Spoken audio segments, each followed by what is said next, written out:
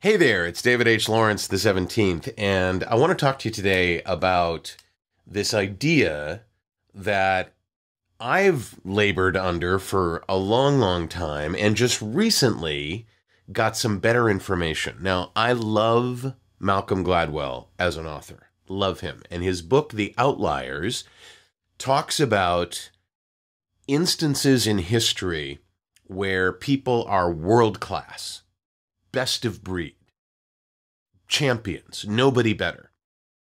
People like Wayne Gretzky in hockey, people like Bill Gates in software development, all kinds of examples of people who, when you look at their life story, you realize they've spent 10,000 hours on average honing their craft.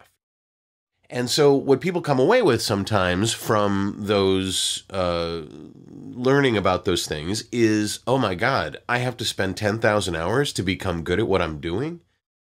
So I recently saw a TED Talk and found the book from the guy that did this TED Talk. His name is Josh Kaufman. And he lets everybody off the hook, and in a great way. I want you to get this. So it is 10,000 hours if you want to have a chance at becoming absolutely the best in the world, world class, world champions. But to be really good at something, to just be competent at something, to be able to do something, it doesn't take 10,000 hours. He claims it takes 20. And that makes a lot of sense to me. When we teach people how to do audiobooks, when we teach people how to be on camera, when we teach people how to rehearse with Rehearsal Pro, it doesn't take 10,000 hours to become able to make a living at it or to do it on a professional level. It really does take 20 hours or so. And the book is called The First 20 Hours, How to Learn Anything. I've got links for it below in the below the video. So go check those out. So it's 20 hours to get started and to actually accomplish the kinds of experiences that you need to become competent and confident at something. Then it takes 9,980 more hours to become world class. But here's the thing. If you want to just do it in 20 hours, here's 4 tips that Josh has for you. Number 1, break down a skill to its components. So this is exactly what we do in our classes. We break everything down into manageable chunks that you can learn, not everything all at once, but the individual pieces. We do the same thing in the ACX Masterclass.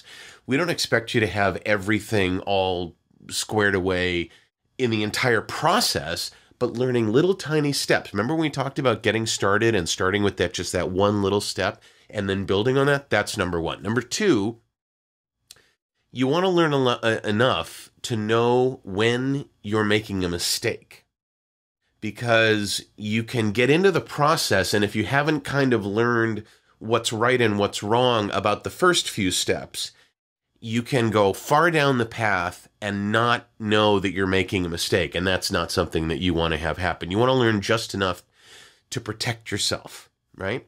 Number 3, remove any and all barriers to practicing. Now, this means don't just say you're going to take the class, but practice what you learn in the class. Don't just watch the lessons. Don't just listen to the lessons that we do. Get away from things that distract you and really concentrate on making some iterations, doing some things over and over again so you get that muscle memory, right? Really concentrate on the learning. And then finally, do that practice for at least 20 hours. And from personal experience, I can say, 20 hours is an awful long time to be able to spend with a process to learn how to do something and to become competent at it. I agree with Josh. I think it's pretty good. But here's a tip from me. Number 5, if you want to become world class, then take another 9,980 hours or so and become really, really, really good at what you're learning, and then teach it to others. And we're going to talk about that in another video, how teaching to others is really something that really helps you learn the best. I've got links to The Outliers by Malcolm Gladwell, The First 20 Hours by Josh, and his name is Josh Kaufman, Josh Kaufman's TED Talk. I've got those links below, but I want to know from you, What is it that really stops you from learning? Is it the declaration and then not the follow through? Is it the thinking that there's this huge mountain you have to climb and not wanting to even start that journey? What is it that motivates you? What is it that gets you going? What is it gets you learning? Is it money? Is it knowledge? Is it expertise and being able to declare yourself a professional? Is it the satisfaction of learning? Is it this? What is it? Tell me what it is. I'd love to know. I'm David H. Lawrence the 17th. If you want to subscribe to this channel so that you get notice of when all these videos are coming out, go ahead and click on my head if there's a head there. If not, look for the subscribe button and click on that.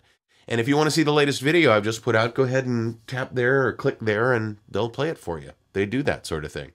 Again, I'm David H. Lawrence the 17th. Thank you so much for watching, and I will talk to you tomorrow.